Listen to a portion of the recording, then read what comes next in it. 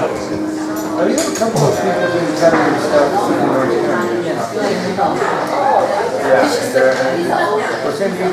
Well, good morning, everyone. For those of you who do not know me, my name is James Farah. I am one of the pastors here. And I want to welcome you to the Bipolar workshop, bipolar disorder workshop. I know that in a church this size, it probably wasn't the easiest to find. So thank you for your perseverance and finding us. Also coming on us early Saturday morning. That takes some perseverance too. So it takes courage. It takes courage to come to a place where you might not know anybody. It's a little early.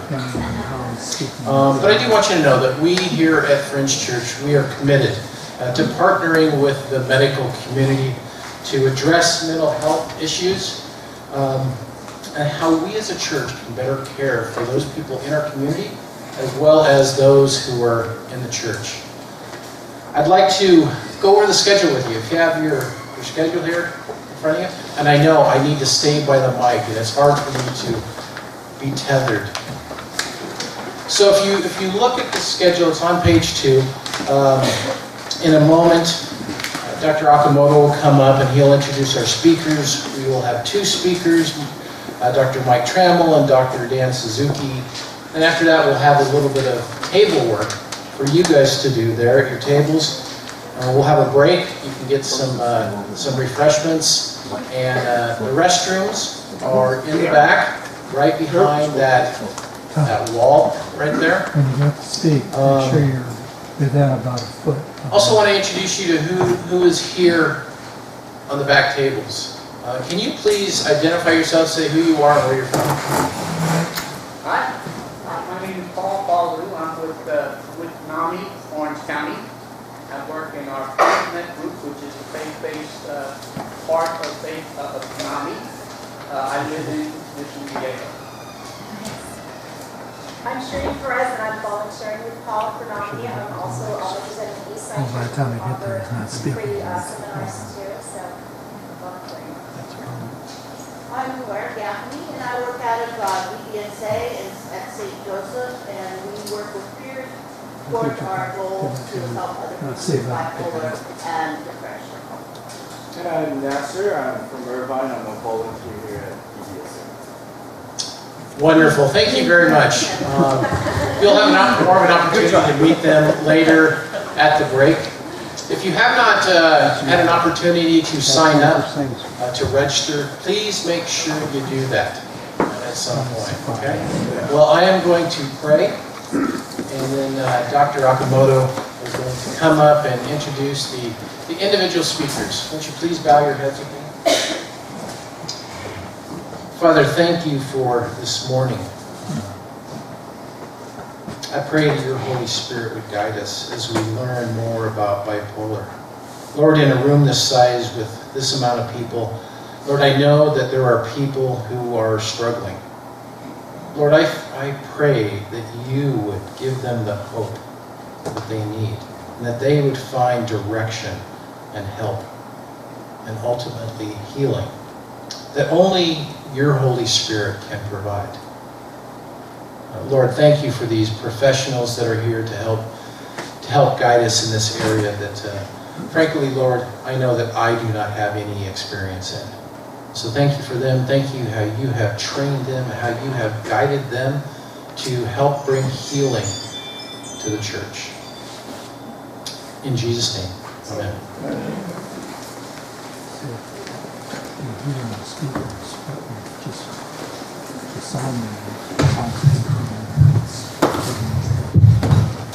Thank you, Jim. So just a brief announcement for today. We had a conference a few months ago on depression, and it was kind of a test deal, and we passed the test.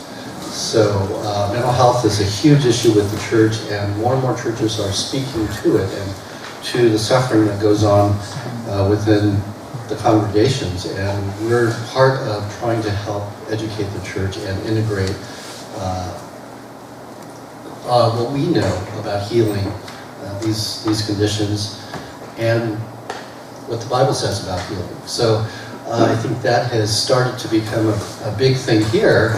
And what's nice is that the Friends denomination has always been kind of at the forefront of social action and also mental health advocacy. So talking about trying to battle stigma and trying to heal way back into the 1800s, the first hospitals that were breaking people out of chains that had mental illness and treating them as human beings and talking about moral treatment. Well, Friends Church was there in England at the retreat, one of the early psychiatric hospitals. So happy to be part of the Friends Church providing this, and the Christian Medical Dental Association, which represents a lot of physicians and healthcare providers across the country that are part of the church, and the mental health component is becoming more and more the huge issue now. So today we have great speakers for a kind of a very brief and beginning for this format for the church. So we're going to be doing this hopefully on a quarterly basis. And today we have some great speakers. The first one is Mike Tramell, is part of the CMDAs. I've known him for many, many years now. And as you look through his CV, pretty impressive. And he's coming here to speak to us with not a lot of charge. And he's going to give a little bit more focus on what he does every day, which is speak to kids and adolescents with bipolar disorder. So, with the training video. Yeah, right there. All right. Good morning, everyone. Good morning. How you guys doing today? My name is Mike Tramell. I'm one of the psychiatrists. For those of you who don't remember, I've been trying to find a good analogy as to how to tell the difference between a psychiatrist and a psychologist. Everyone gets confused, and the only way if you can come up with a better way to let me know. But the only thing I was like, doctors, we're generally a self-centered bunch. We're all about I, and psychiatrist has an I in it. So we're the physicians that went to medical school. So, yeah, that's the best I got. It's early on a Saturday morning. You got me to wear a tie. That's not my usual style. So, congratulations, I guess. So we're going to be talking a little bit today about pediatric bipolar disorder. In many ways, this should probably come after the adult bipolar talk, but we're going first because kids are young and they're cool. So who am I? I figure you should probably get to know me a little bit. That's me and my two boys. I am, see him from here. So I kind of went on a bit of an educational journey to get to where I am. I did my undergrad at Wheaton College in Illinois. Then I went on a bit of a roundabout through Fuller, where I did my MDiv. Went off to the East Coast and spent some time at Yale. Did a little work down in Atlanta for the CDC. Then I came back, and went to Loma Linda, and then finally to UCSD and USC. So I am way overeducated, and yeah, I actually made a patient cry one time during my last year of training. I was talking to about a 9-year-old boy, and I told him that I was a student as well. And I asked him what grade he was in. I think he said he was in first grade. And he asked me what grade I was in, and I stopped for a moment and said, I'm in 31st grade. And he started to cry. I explained to him that you only had to go through 12. You didn't have to do 31. I've done training in psychiatry, child analysis in psychiatry, and forensic psychiatry. No, that does not mean that I do psychiatry with dead children. That just means that I do sometimes involved in the legal system. Kids in the foster care system and such. I get involved in their kind of care and decision making. I currently teach up at USC as well as down at UCSD. And apparently I'm getting a shaking head, must be a UCLA guy. And I'm on staff at Rady Children's, which is the children's hospital down in San Diego. And I also have private practice in Santa Ana, Newport, and then I'm most importantly the father of Bennett and Soren, but you can see there the two most awesome children in the world. A little bit of a disclaimer. So we're talking about something that's not entirely a settled field yet when we talk about pediatric bipolar disorder. And we'll talk the whole reason why. At the first day of when I went to medical school, my associate dean got up and said, 50% of what we're going to teach you is wrong. The problem is we don't know which 50% it is. So what I'm going to give you is our current understanding of pediatric bipolar disorder. Try to kind of give you some basic understanding of some of the controversies and things that we're still arguing about at our professional meetings, and hopefully try and fill you up as best we can with an understanding of what this is, and maybe give you a few tips for dealing if you happen to encounter a child with bipolar disorder or an adolescent with bipolar disorder, how you might be of assistance to them. It's all, you don't need to worry about, it all should be in your slide sets that you got, except for the vignettes, because they're actual kids. I didn't feel like I wanted to put my actual cases in there for you guys to take with you. So, as I said, in the last 15, 20 years or so, we used to say that pediatric bipolar didn't exist, that children couldn't have bipolar disorder, and that children were not manic. But in fact, that is, we know now, erroneous, that they can. And so, in many ways, this is a disease that we're defining as we go. It clearly exists. It clearly, we were clearly wrong before, but the question is, at what level does this kind of correlate to the adult disease of bipolar disorder, and at what level is it something different as well? So there's a lot of controversies that go on there, and like I said, my job is to kind of give you my best understanding of where the field is now without blasting you with too much neuroscience. So if I get a little too nerdy, someone wave at me and I'll try and de-nerd it a little bit, but at my heart I am a nerd. So what's the difference here? So basically, bipolar disorder is a mood disorder that's characterized by two different mood states at its heart. One is depression, and I've listed out the criteria here for depression. You know, changes in sleep, changes in your interests or anhedonia, inappropriate guilt, decreased energy, decreased focus and concentration, perhaps suicidality, psychomotor agitation, retardation, feeling slowed down or accelerated. Irritability sometimes comes in there. That's in contradistinction to what is truly kind of the defining part of bipolar, which is mania, right? So now mania has, you can see the criteria there. I printed them all out for you in what appears to be microscopic print from this particular slide. But basically it comes down to you perhaps start having a problem sleeping, your mood tends to elevate or become irritable, so part of the problem with bipolar is that it feels really good to be in a manic stage. So you feel good very often, but you start taking a lot of risks because as your thinking becomes accelerated, you stop thinking about consequences and you become much more hedonic or much more pleasure-seeking. So you wind up spending more money, you wind up having inappropriate sexual encounters, you wind up taking a lot of risks that you normally wouldn't take, taking a lot of risks where there's bad outcomes, spending all your money on a boat when you were, maybe you should be focused on paying your rent. Having inappropriate sexual encounters, maybe not with your spouse. Again, so a lot of damage gets done in a manic episode very often. There's also acceleration of your thinking. You start thinking much more faster than you can even follow in your head. So you start talking faster, kind of like what I'm doing right now. You start accelerating, until people can't understand you anymore, right?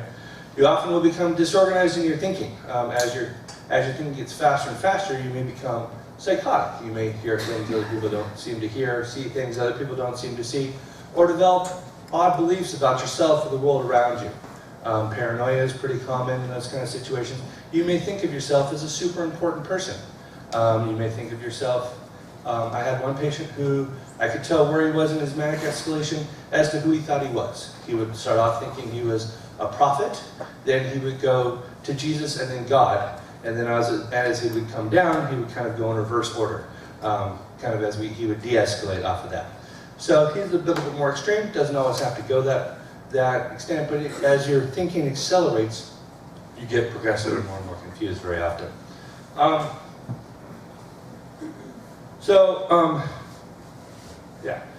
this obviously can cause all kinds of problems in your life, marked impairment. These are the strict DSM criteria, right? And those are supposed to last a manic episode is supposed to last for either a week or until if it requires hospitalization, then we call it mania. there's a lot of debate about how appropriate the DSM criteria are. But I'll start with kind of where the DSM is, and then we'll kind of go for where other people may disagree with that particular set of diagnostic criteria. I'm a bit of a purist, so I like to have those. That makes me much more confident in my diagnosis. But there's sometimes, especially with kids, where that simply doesn't work. So I put in a vignette here, which I'll read to you. So this is it's even smaller in my notes. 11-year-old adopted Asian female with normal development. To this point, she's a daughter of one of the local university professors. She is known to have all of a sudden an onset of becoming very restless, and when she came to the office, she couldn't even sit in a chair. Within a couple of minutes of arriving, she was actually lying on the floor in front of me, doing pelvic thrusts up into the air, very sexualized. Fortunately, it was in front of her mother. She is very talkative. She's known to recently be having, she's recently put on some antidepressant medication by her pediatrician, which seems to have made the situation worse. She was depressed at the time, but then she kind of shot off to this opposite extreme. She is known to be eating about 10% of what she normally would, and up all night, go to the bathroom, or afraid of the dark, or different things. She was noticed, her mom thought she might have been masturbating in her room when she was alone, and also when she came in, after a little while, she told me that she had to leave because she had to save the president, at that time was President Obama, from Chinese assassins who are going to kill him if she can save him. So obviously this takes, we got some grandiosity here. She's the only one that can save the president. In movies that works, in real life it really doesn't. She's got some hypersexuality, even in a small child. She's got some kind of confusion in her thinking. She's talking too much. She's running around, and all these represent a kind of change from her baseline, from her normal status. So, I didn't put the vignettes in your handout, like I said, so I hope that's not a problem. And then for the record, I did change parts of it so that it would be unrecognizable, just so we're not violating anyone's confidentiality. I'm not letting you in on any secrets. So that's kind of give you hopefully a taste of what it's about.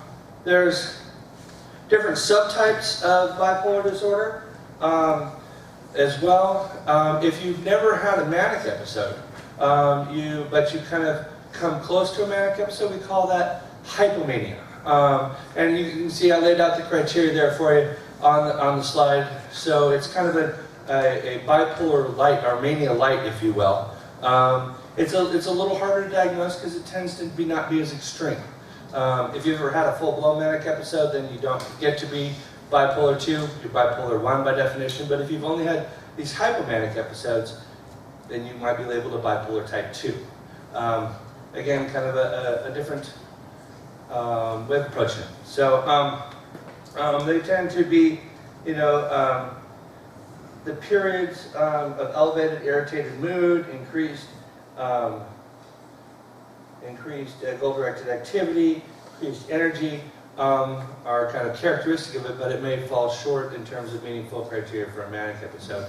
This gets kind of put into what we call bipolar NOS, where it may not meet the time criteria or the intensity criteria, but is kind of still has this distinct flavor on it, so we call it, we have a third category called bipolar NOS, which we'll talk about a little bit more in a bit.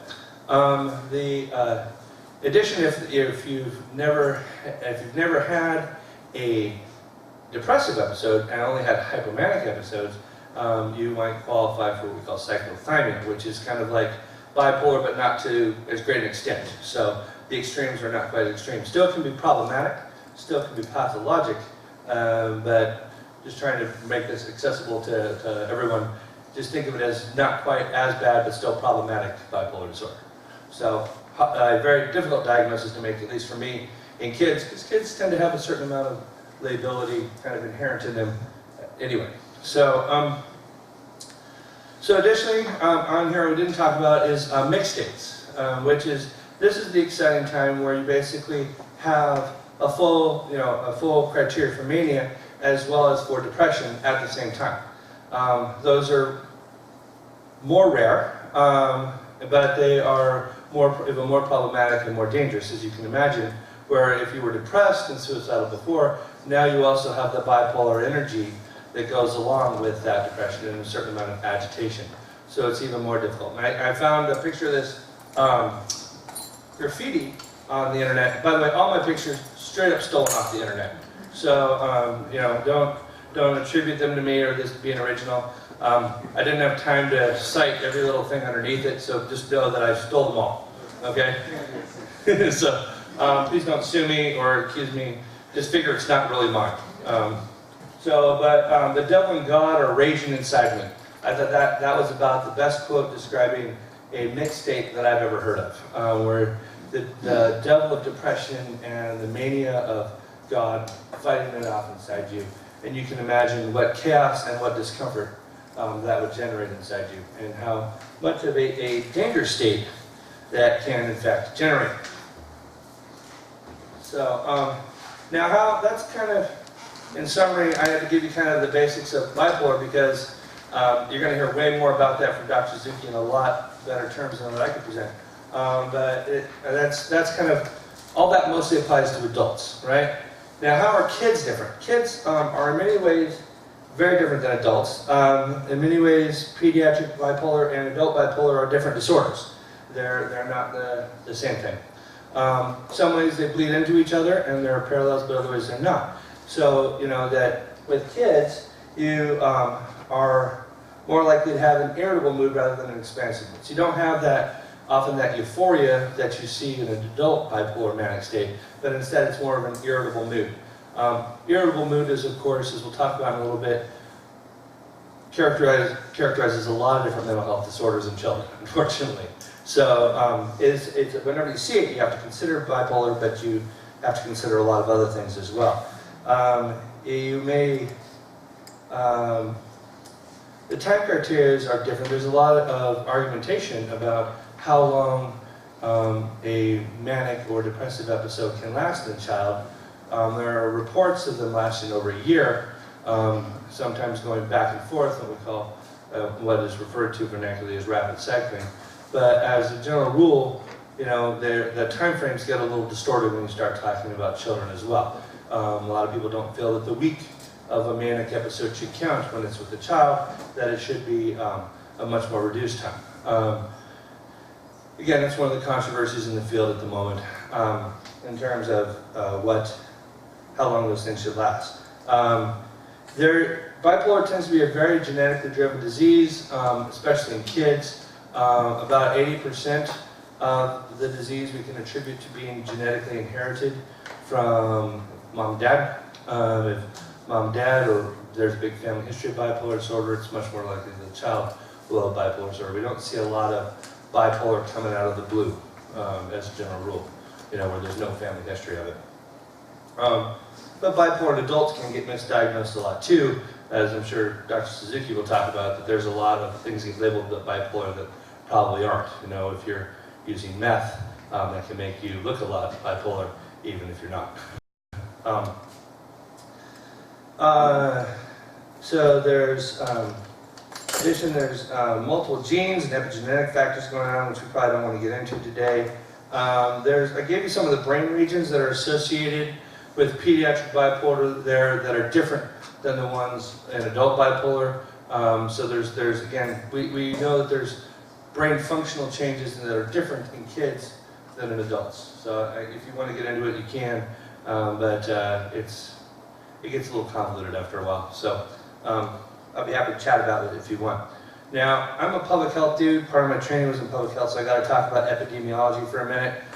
Sorry if that bothers you. That's basically how a disease moves through a population.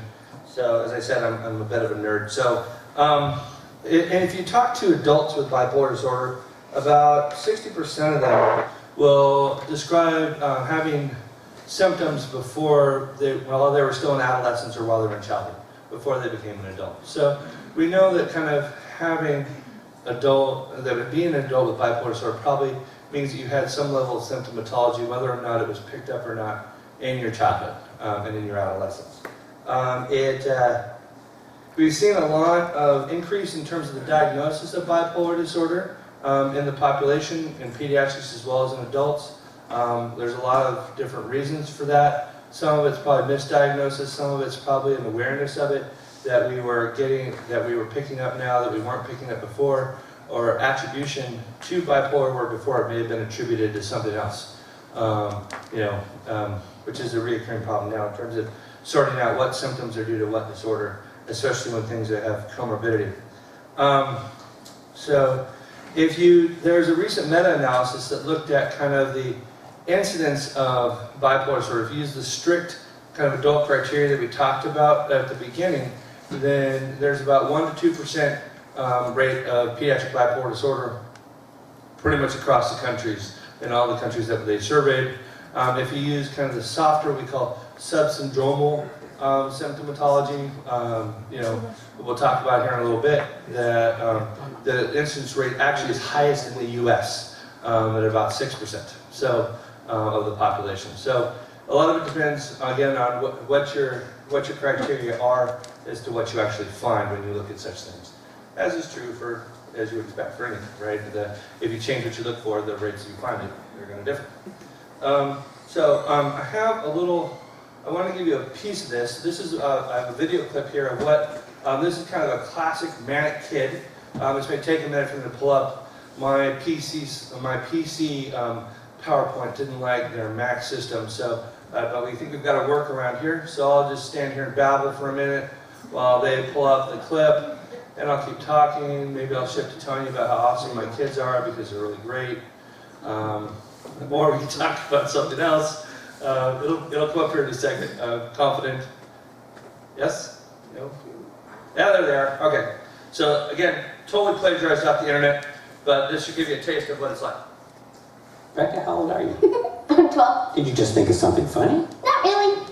And how are you doing in school? Awesome. We had a race in PE, and I ran faster than anyone else in the grade. I think I broke the school record. I ran into one of those hurdle things and went flat on the ground. Everybody was freaking out.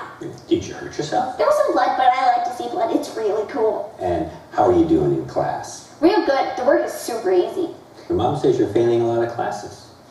Teachers don't know how to teach. I tell them I did all my work, and they say that was wrong. What do they know? Do you get in a lot of arguments with adults? No, they get in arguments with me. Do you know that song that goes, I like going free tomatoes? I do not. Have you been getting in trouble at home? No.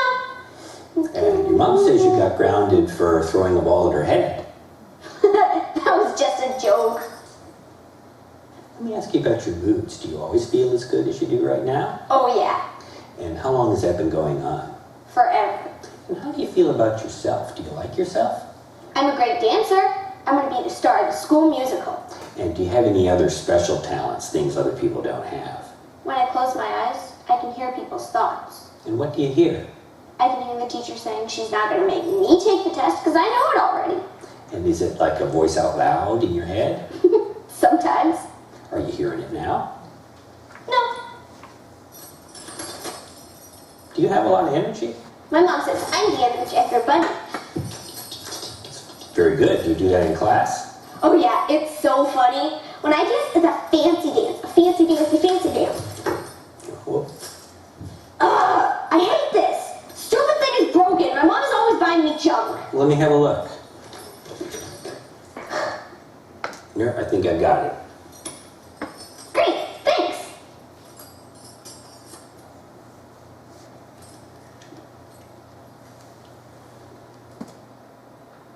All right, so like I said, totally stole that from UT, but that gives you an idea of what we're talking about here.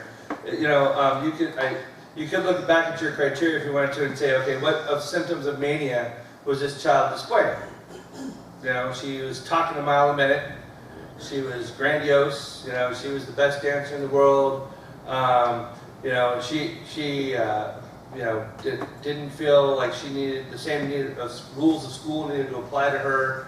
She was a little confused, psychotic in terms of thinking that she could read her teacher's mind and that she didn't need to take the test. So obviously that's kind of an extreme example of it, but I think it illustrates the point.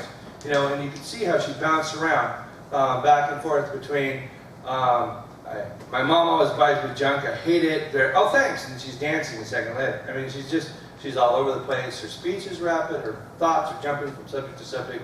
So it gives you an idea of what a kind of a classic manic child would look like, more than I think a list of symptoms probably could. I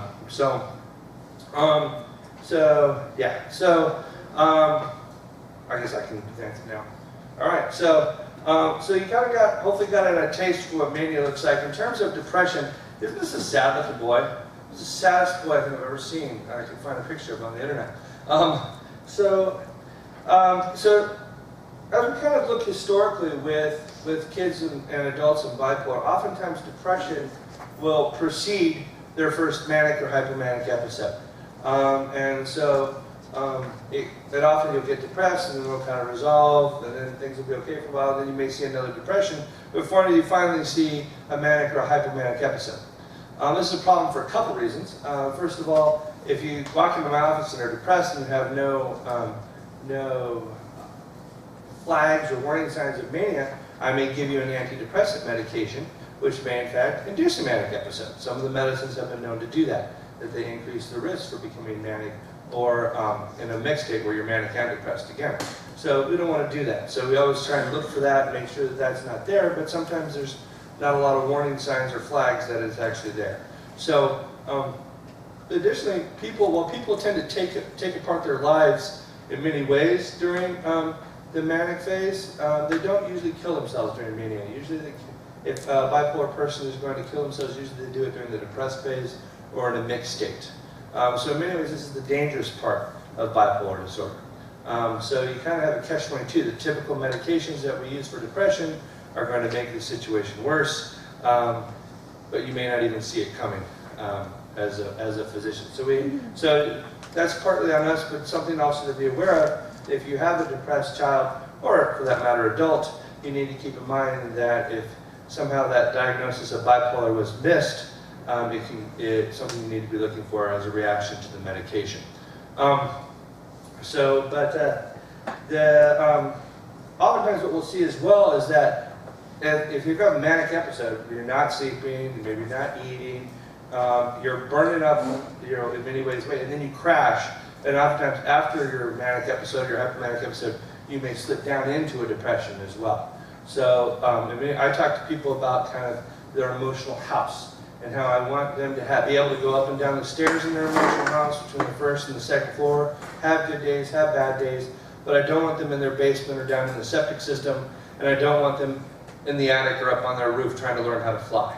So I want to put a ceiling and a floor on them, but I want to give them enough room in that ceiling and floor to live a normal life.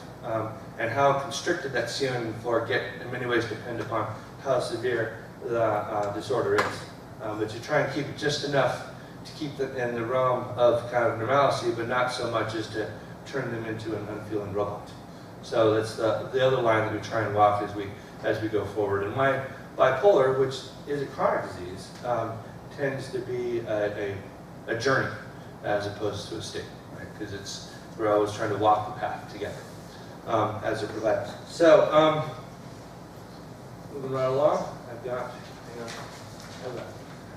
10 minutes. All right, sweet. I think that's enough time to get through the rest of it. So vignette number 2.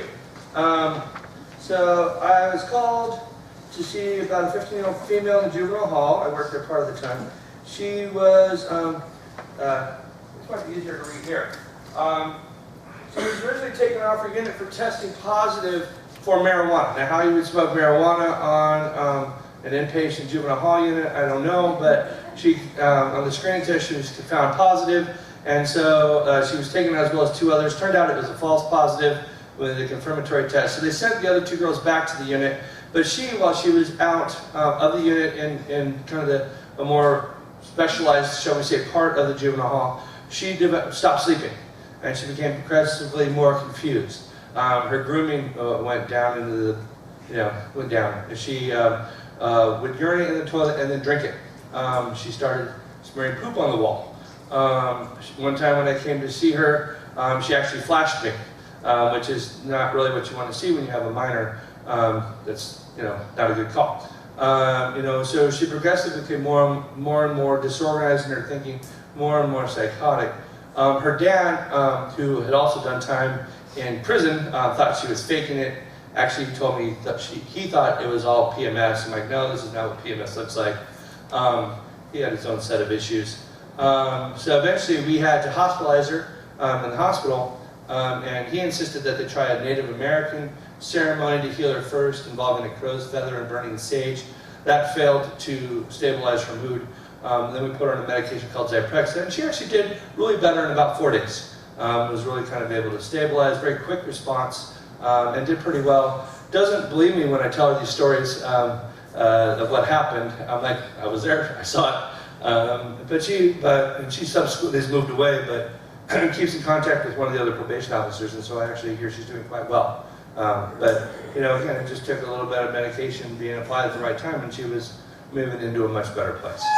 So, yeah. So mood ability. Mood ability basically is you have ups and downs in your life, right? And some people have more ups and downs than others. Not all mood ability is bipolar disorder. Everyone thinks, well, I'm happy sometimes and I'm sad other times, therefore I must be bipolar. It's not quite that simple, as hopefully we've figured out now. So I like to say it's pathognomonic of everything and nothing at the same time. There's a lot of disorders that have irritability or mood lability as part of their picture. I've listed some of them down there on the side. There's also ODD that's in there that I saw, but a lot of others.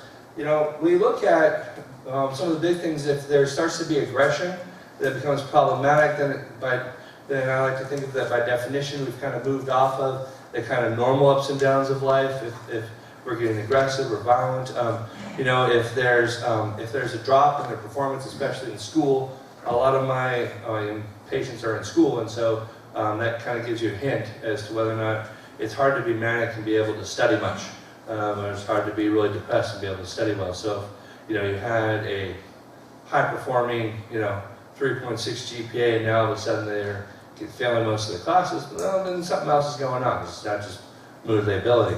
So looking at those kind of things that come along with it can often tell us when there's a big problem. So if there's big changes or sudden changes, then you look for when it started, and that will give you a hint in terms of what is actually going on. Irritability is much similar to that child looks irritable, doesn't she? So irritability is often associated with bipolar disorder. It's often associated with a lot of disorders, though, and so in and of itself does not make a bipolar mood. I'm a big fan of, even though not all of my peers would agree with me, of looking at the periodicity of it. So is this kid irritable for a stretch of time and then just kind of come back down to normal level? That's more indicative of a bipolar picture than something like ADHD or ODD, where they're going to be irritable more consistently, or a temperament issue. Some people just have a more irritable temperament, and that's okay. That's just part of their genetic profile, right? And you can actually predict. Predict temperament with a reasonable amount of success at 2 hours post-birth. So temperament is a very stable thing that really starts off and is very genetically driven. So if there's a sudden onset, they're suddenly on the go, if the irritability kind of abruptly starts, then we think more about bipolar disorder than about whether or not it's something else. So, but there's no hard and fast criteria in terms of is this or is it A or is it B? It's more along the lines of kind of the sum total of the picture that lets you know whether it's A or B when you're talking about kids. I love Calvin and Hobbes, so I've got to put a thing in there on any given slide presentation I do. I love Calvin and Hobbes, my favorite cartoon. Even better than Farsight, which is also great. But so there's a lot of open questions and controversies in bipolars I've kind of been alluding to repeatedly here. There's what we call cardinal symptoms, or symptoms that you expect to see in any kind of bipolar disorder, which are generally regarded as elevated mood and grandiosity. They tend to be rather specific to bipolar, but a lot of people say those are not required to have a true manic episode. Is irritability enough in and of itself to, if someone's irritable on and off, is it enough in and of itself to call that bipolar? Is there is it more of a consistent or more episodic thing, that periodicity thing? There's case reports that, like I said, of manic or mixed phases lasting years. It's hard to know how much weight to give those things, and if they turn out to be accurate, then the periodicity thing kind of goes out the window. Or it might be that that is something else. How much is comorbidity? We're going to talk a little bit about comorbidity in a minute, or diseases that kind of come along with the bipolar disorder at increased rates. How much to attribute to bipolar versus how much to attribute to a comorbid disease is also a bit of a thing that we argue about at our professional meetings all the time. And then bipolar OS, which we talked a little bit about, is, you know, in terms of if it doesn't meet the duration criteria, the intensity criteria, it might get labeled as this kind of catch-all category of bipolar and OS. So comorbidities, that is blurry and hard to see. I'm sorry about that, but that should give you, each of those circles is supposed to represent a comorbidity it looks great on my computer. So I got to say, it's very clear. When you're 6 to 8 inches away and it's on your computer, it turns out perfect. Guess I should have put this on a projector before I brought it over here. So anyway, but the point of it is that there's a lot of comorbidity that comes along with bipolar disorder. You know, ADHD occurs in over half of kids who have bipolar disorder also have ADHD with them. I think the number is 54%, 53%, I was 1% off. That's an acceptable margin of error, right? You know, bipolar disorder is very common along with ADHD.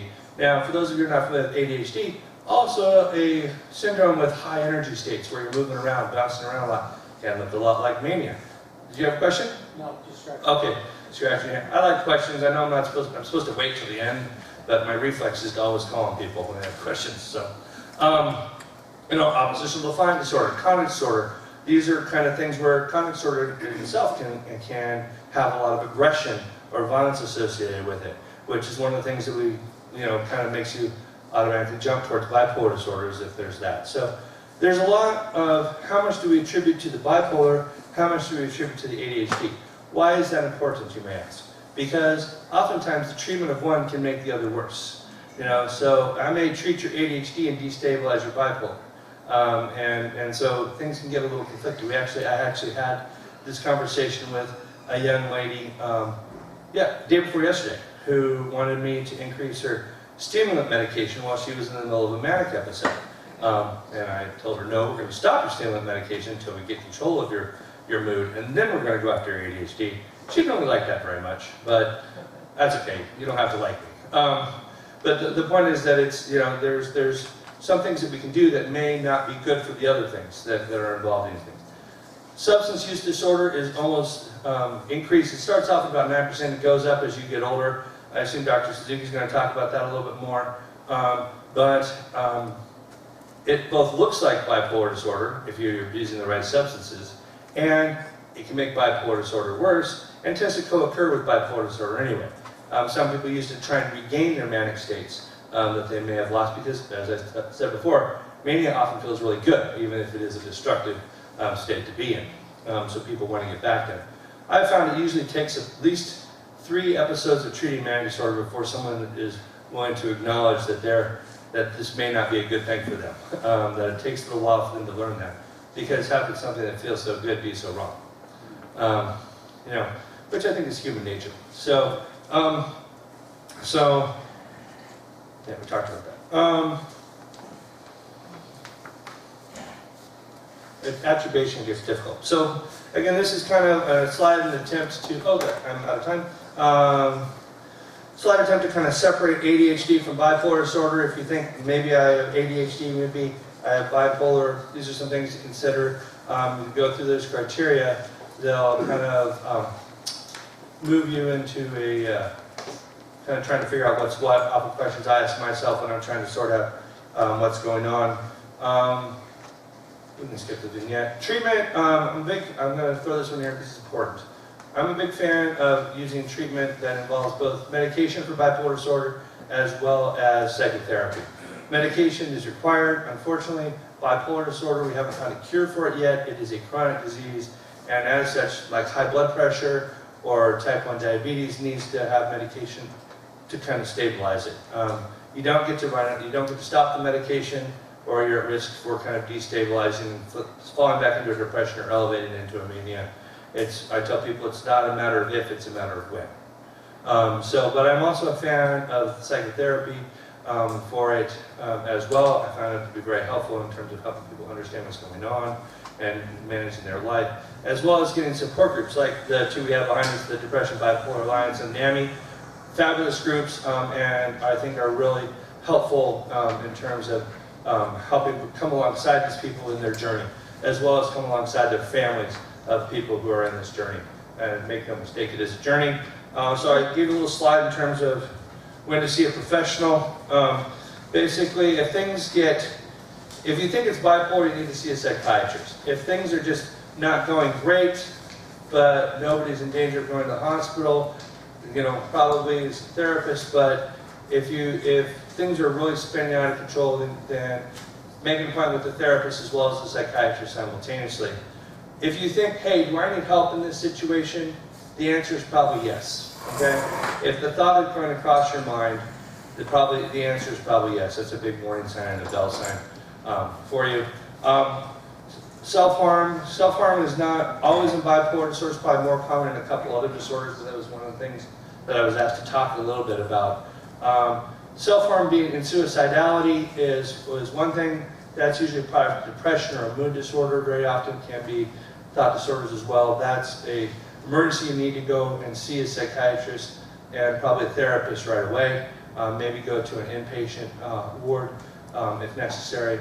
Self-harm for release of emotions or a coping mechanism is a different situation. It can be dangerous and require hospitalization, or it can be dealt with on an outpatient basis. If you see someone cutting, this is a picture of the scars off of someone's forearm of a young, probably girl who's been cutting for a while, because they're pretty well healed.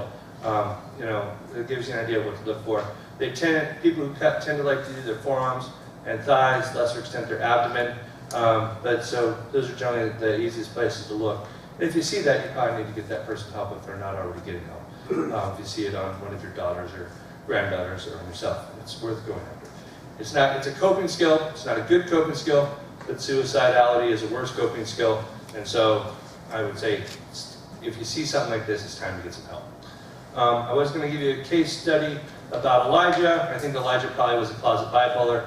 I don't have proof, but I have a lot of evidence. And since I'm already over time, I'll just say, hope your day is great, you learned a ton, and if you have questions, you can feel free to ask me later, call me, or send me an email.